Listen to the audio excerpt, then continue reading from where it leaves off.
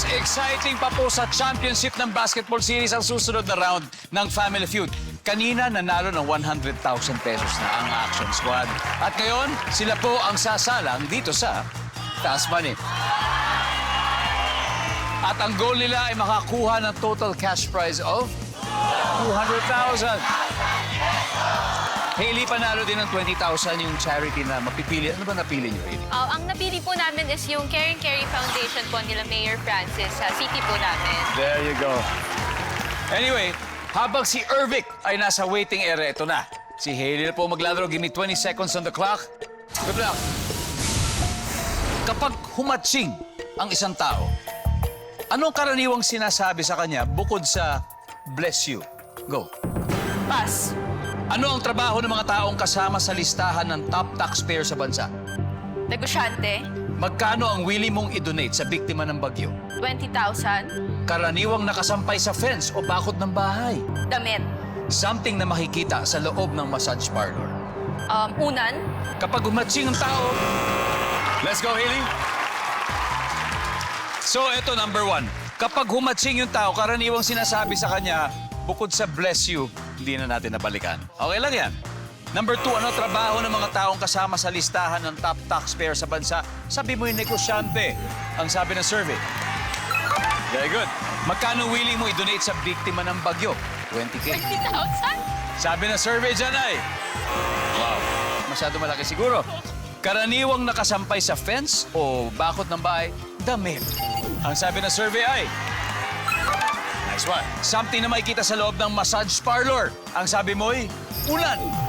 Ang sabi ng survey, uy, wala. 58 points. Okay lang yan. Good start, Hailey. Balik na tayo dito. Let's welcome back Ervic. Konsi. Bago tayo magsimula, meron ka bang mga gustong batiin na nanonood? Yung mga constituents mo sa San Juan? O Siyempre. mga kaibigan, magulang? Binabati ko ang mga minamahal naming San Juanenyo. At kung ano man mangyari ito, huwag niyo akong ikakahiya. I'm sure they're very, very proud of you. At nakarating kayo dito, panalo na kayo. Yes. Panalo na kayo. Ang goal na lang natin makuha yung additional. At eto na, si Hailey ay nakakuha ng 58 points. So, ibig sabihin, 142 pa. Pero kayang-kaya yan. Madali lang itong mga tanong. Now, at Okay. this point, makikita na ng mga manonood ang sagot ni Hailey. Give me 25 seconds on the clock. Good luck, Irving. Eto, kapag humatsing yung isang tao, ano ang karaniwang sinasabi sa kanya bukod sa bless you? Go. Bastos? Ano ang trabaho ng mga taong kasama sa listahan ng top taxpayer sa bansa? Artista? Magkano ang willing mong i-donate sa biktima ng mga bagyo? 1 million?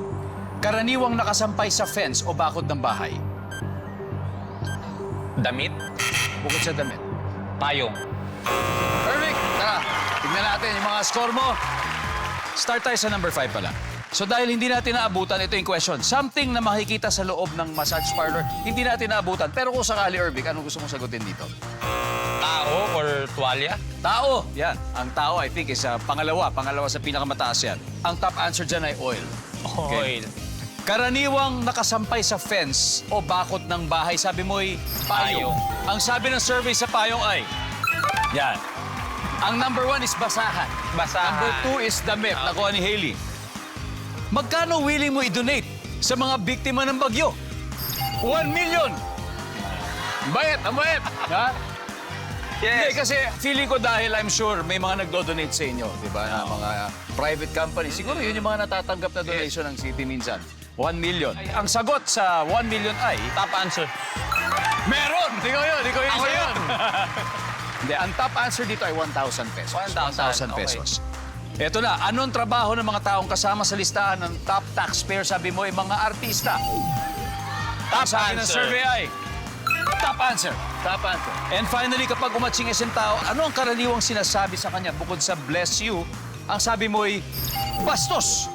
Ang sabi ng survey sa bastos ay 11 points. And top answer dito, Kadiri. uy, naligo ako, ha? Ah. Yan ang top answer. Anyway, Ervic, congratulations pa Thank rin you, sa thank inyo. you, thank you. Nanalo pa rin kayo. 100,000 pesos, the Action Squad. Paul,